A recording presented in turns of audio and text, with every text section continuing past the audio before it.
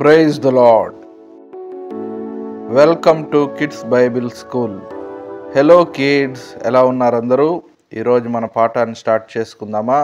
ఈరోజు మనం నేర్చుకోబోయే పాఠము కాల నియమములు 2వ భాగము. మన పాఠాన్ని స్టార్ట్ చేసే ముందు వేద గ్రంథం నుంచి వాక్యాన్ని చదువుకుందాం. మత్తయి సువార్త 28వ అధ్యాయము 20వ వాక్యము. నేను మీకు ఏ సంగతులను ఆజ్ఞాపించితినో వాటన్నిటినీ గైకొనవలనని వారికి బోధించుడి. ఇదిగో, నేను యుగ సమాప్తి వరకు సదాకాలము మీతో కూడా ఉన్నానని వారితో చెప్పెను. దేవుని నామమునకు మహిమ కలుగునుగాక. కిడ్స్, మనము ముందు భాగంలో ఏం నేర్చుకున్నామంటే కాలము పలు భాగములుగా విభాగింపబడినదని, దేవుడు ఈ సృష్టిని సృష్టించక మునుపే దూతలను సృష్టించాడని, అలాగే ఆ దూతలు ఏ విధంగా సృష్టింపబడ్డారు, వారి కాలము ఎప్పటి నుంచి ఎప్పటిదాకా కొనసాగుతుంది అనే విశేషాలన్నిటినీ మనము ముందు భాగంలో వివరంగా తెలుసుకున్నాము. మరి ఈ దినమున ఏ కాలం గురించి తెలుసుకోబోతున్నాము అంటే అజ్ఞాన కాలము.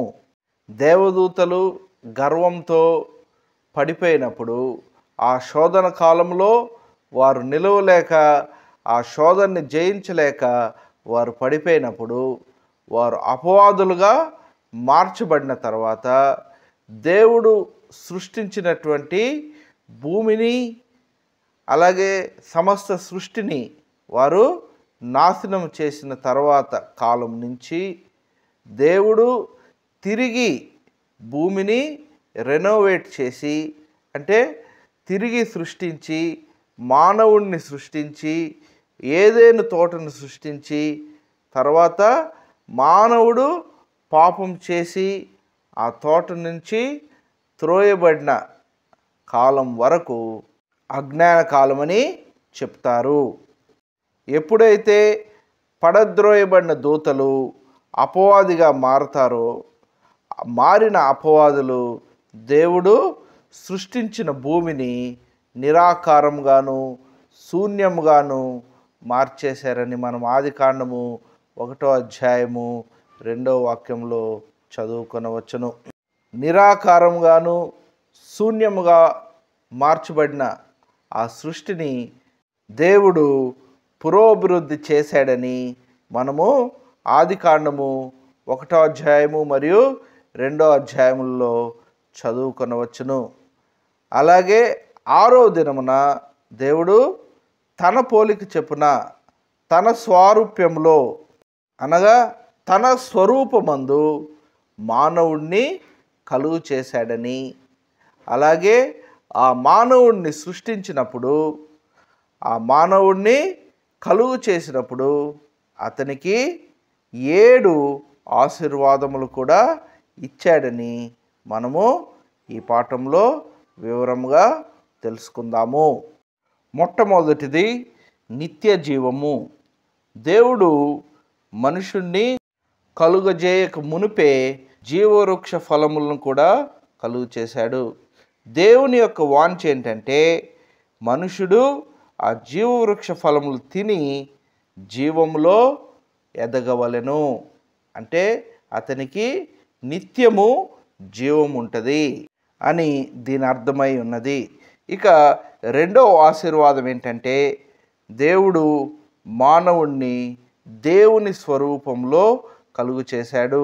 ఆదికాండము 1వ అధ్యాయము 26వ వాక్యము మరియు 27వ వాక్యం చదువుకున్నట్లయితే దేవుడు నరుని తన స్వరూపమందు తన పోలిక చొప్పున సృజించెను. ఇక 3వ ఆశీర్వాదము దేవునితో గల సహవాసము. ఆదికాండము 3వ అధ్యాయము 8వ వాక్యం చదివినట్లయితే చల్లపూటను దేవుడు తోటలో సంచరించెను. మనుషుడు దేవునితో సహవాసము కలిగి ఉండెను. 4వ ఆశీర్వాదము ఏలుబడి. దేవుడు మనుషునితో సమస్తమును ఏలమని చెప్పెనని ఆదికాండము 1వ అధ్యాయము 26 మరియు 28 వాక్యములు చదువుకున్నట్లయితే మనకు వివరంగా అర్థమవుతుంది. ఇక 5వ ఆశీర్వాదము దేవుని మహిమ. దేవుని మహిమ మనుషుని కమ్ముకొని ఉండుట వలన అతడు దిగంబరిగా ఉండినను సిగ్గు ఎరుగక ఉండెను. ఆదికాండము 2వ అధ్యాయము 25వ వాక్యంలో మనము ఈ విషయాన్ని క్షుణ్ణముగా చదువుకొనవచ్చును. ఇక 6వ ఆశీర్వాదము అమర్త్యత. అతనికి వ్యాధి అయినను, బలహీనత అయినను, వృద్ధాప్యమైనను, మరణమైనను లేకుండా దేవుడు అతనిని కలుగు చేశాడు. మానవుని సృజించినప్పుడు దేవుడిచ్చిన ఆశీర్వాదముల్లో ఇక చివరి 7వ ఆశీర్వాదం ఏంటి అంటే స్వాస్థ్యము. దేవుడు మానవుని కలుగు చేసి అతనికి సమస్తమును స్వాస్థ్యముగా ఇవ్వబడెను అని ఆదికాండము 1వ అధ్యాయము 28వ వాక్యంలో చదువుకొనవచ్చును. దేవుని యొక్క ముఖ్య ఉద్దేశము ఈ కలుగు చేయబడినటువంటి మనిషి దేవుని యొక్క సంపూర్ణతలో ఎదిగి జీవవృక్ష ఫలమును భుజించి దేవుని యొక్క సంపూర్ణతలోకి ఎదుగుతాడని దేవుని యొక్క ఆశయం ఉన్నది.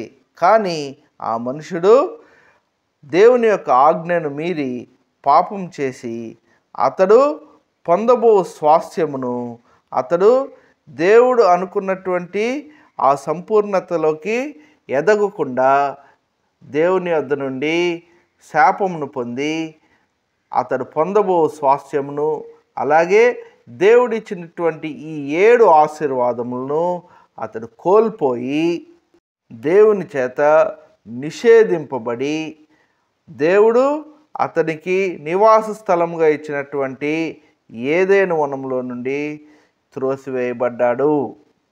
అలా త్రోసివేయబడిన మనిషిని దేవుడు తిరిగి తన సంపూర్ణతలోనికి తీసుకురావాలని దేవుడే ఈ భూలోకమునకు వచ్చి నా పాపము నిమిత్తము, మీ పాపము నిమిత్తము, మనందరి పాపము నిమిత్తము అతడు బలియాగంగా మార్చబడి శిలువ మరణం పొంది నీ కొరకు సిద్ధపరిచిన రాజ్యంలోనికి ఆ శిలువ మరణం ద్వారా నీకు ఒక విడుదల కలుగు చేసి ఆ స్వాస్థ్యమును ఆ మనుషుడు తిరిగి సంపాదించుకొనుటకు దేవుని యొక్క సంపూర్ణతలోనికి తిరిగి ఆ మనిషి ఎదగవలనని దేవుని యొక్క వాంఛ ఉన్నది.